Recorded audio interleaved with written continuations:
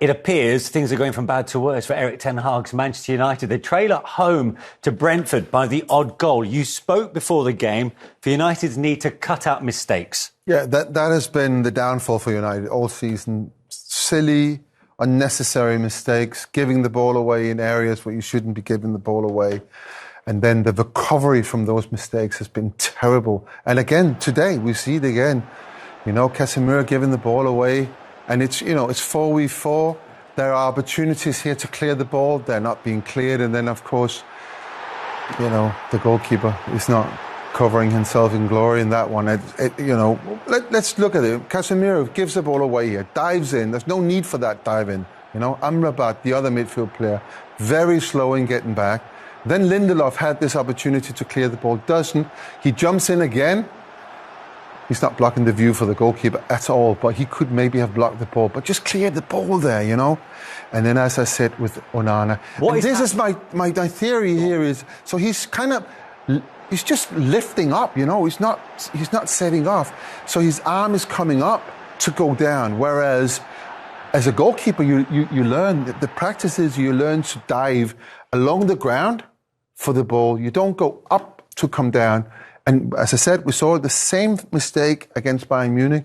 And I noticed the same thing. He just kind of lifts himself instead of actually diving and moving towards the ball. So why is he not diving? Don't ask me, because I'm not Onana. I don't know. What I'm saying is, he's come to United with such a great reputation. Yeah. But it feels like he's under the spotlight. He might be starting to feel the pressure. Yeah, I think a lot of that is pressure. I spoke to him after Bayern. I spoke to him after the other Champions League match against Galatasaray as well. And he's very down on the mistakes that he's made.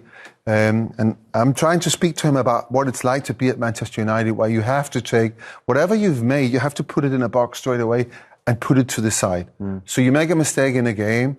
It might be a mistake that we see. It might be a mistake that we don't see, But you wait to think about it and analyze it till after the game or at night or whatever.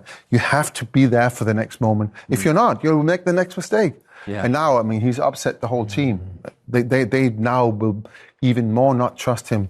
And my God, it's not good. Scott McTominay, the hero for Manchester United. He came off the bench to score twice in stoppage time as they beat Brentford 2-1 at Old Trafford. You can't buy that, he says. And we can hear now from McTominay himself. Scott, wow, what an end. Just sum up how that feels for you as a player.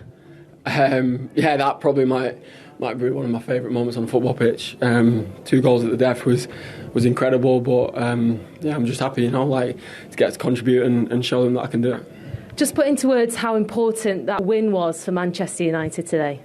Yeah, massive. Of course, everyone knows that we're in a difficult period at the minute, but we've got fighters in the group who want to stick it until the end. It could have been any one of the players on the pitch that scored the 2 winners, but really pleased, and hopefully we can build on that from here. You came on as a substitute. What were the instructions that you were given when you came on? Probably go on and score. It was loud, so you couldn't hear the crowd were lifting us, but the manager probably said come on and score, and thankfully I could repay that. Bring us to that first goal, the equaliser. What was it like for you? Did you just see your chance and thought, I have to take it? Yeah, when the ball dropped me, it was like at an awkward height. I didn't think that I could get my leg there, but managed to control it and obviously score. But as I say, throughout the game, we wanted to get in their box more and create more chances. But they were a really good team and they had some good defenders on the pitch today. And obviously on the counter-attack, they were dangerous. So for us, we just had to be careful of that. And eventually we got the goals. And the second goal as well, there was still time because it was really, really close to the end. For you, did you just think, we've got to try absolutely everything, and it fell for you? Was there any nerves at all at that point? Nah, never give up, man.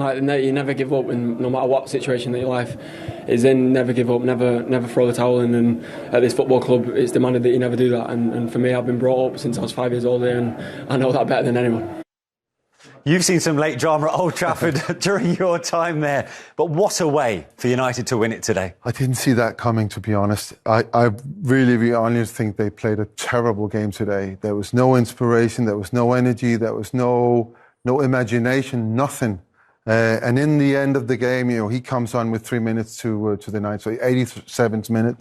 He comes on with his energy, and just try out things, you know, and ends up scoring 2 goals and shows everybody off. You know? Yeah. 2 key strikes in the 93rd and 97th minute. Yeah, you need a bit of luck sometimes, and there's a bit of luck involved here. Nargo doesn't clear it, goalkeeper doesn't keep it, and then it ends up with McTominay and he scores. Yeah. Just how big a win is that, considering what's just gone on before Erik ten Hag and as they head into an international break? Well, the mood will change at the club for sure, because you end this sort of spell before the international break with a win. Had that been another defeat, you know, some rash decisions might have been made. Do you think so?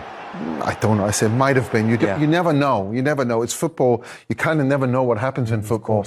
I've seen managers lose their job on that kind of run. I think now it's a little bit more calm, and you know, with an international break, all the injured players, some of them might come back, and it might be the excuse to sort of move on. Peter won't mind me saying, as soon as McTominay scored that first goal, he said at the time in the green room, time for him to make himself a hero. Yeah. It's almost as if he heard you. No, he's got the ability to do that. It's one of them. Sometimes I don't understand what coaches are doing. Scott McTominay has been up for sale all summer.